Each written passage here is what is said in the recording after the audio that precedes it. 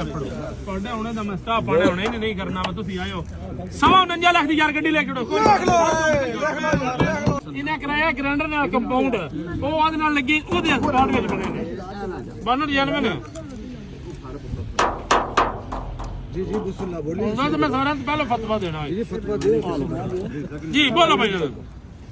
demand ਦੀ sir ਕਿੰਨੀ ਜੀ 53 लाख 53 ਲੱਖ ਰੁਪਏ ਡਿਮਾਂਡ ਲਾਓ ਪੈਸੇ 45 ਲੱਖ ਰੁਪਏ ਜੀ 45 ਲੱਖ ਰੁਪਏ ਜੀ 18 ਮਾਡਲ 8 ਮੀਟਰ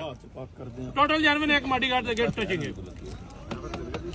45 ਲੱਖ ਉੱਤੇ ਬੋਲੋ ਭਾਈ 45 ਲੱਖ ਉੱਤੇ ਬੋਲੋ 45 ਲੱਖ ਰੁਪਏ ਜੀ 46 ਲੱਖ ਰੁਪਏ ਵੈਰੀ ਗੁੱਡ ਕੰਦਰਾ 46 ਲੱਖ ਰੁਪਏ ਜੀ 44 ਲੱਖ ਰੁਪਏ ਜੀ 44 ਲੱਖ ਰੁਪਏ ਜੀ 44 ਲੱਖ ਰੁਪਏ ਜੀ 18 ਮਾਡਲ 8 ਮੀਟਰ 44 लाख रुपया एक मल्टी कार्ड तो ये देते हैं जी भाईजान बोलो 44 60 हो गया जी 44 60 हो गया जी 47 हो गया जी 47 हो गया जी पूरा 47 कार है पूरा 47 हो गया जी पूरा 47 हो गया जी 47 लाख रुपया 47 हो गया जी 47 हो गया जी बयाना दो सर 47 लाख रुपया 47 लाख रुपया जी 47 लाख 47 ਦੀ ਨਹੀਂ 47 लाख रुपया जी ਸਰ ਨੇੜੇ ਤੇ ਆਓ ਸਰ ਕਿੰਨੇ ਦੀ ਦੇਣੀ ਹੈ ਦੱਸੋ 47 लाख रुपया जी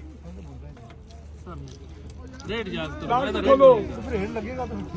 अंकल जी लाख जी बोलो 47 ਲੱਖ ਰੁਪਇਆ ਜੀ 47 ਦੇ ਉੱਤੇ ਬੋਲ ਵਜਨ ਇਹ ਆਪਣੇ ਨਾਂ ਜੀ ਅੰਕਲ ਜੀ मेरे नाम 47 लाख रुपया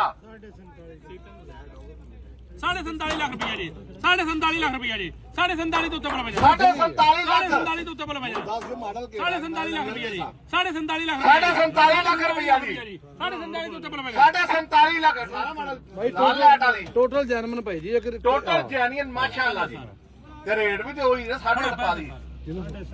47 ਸੁਣੋ 48 ਲੱਖ ਰੁਪਏ ਦੀ ਗੱਡੀ 48 लाख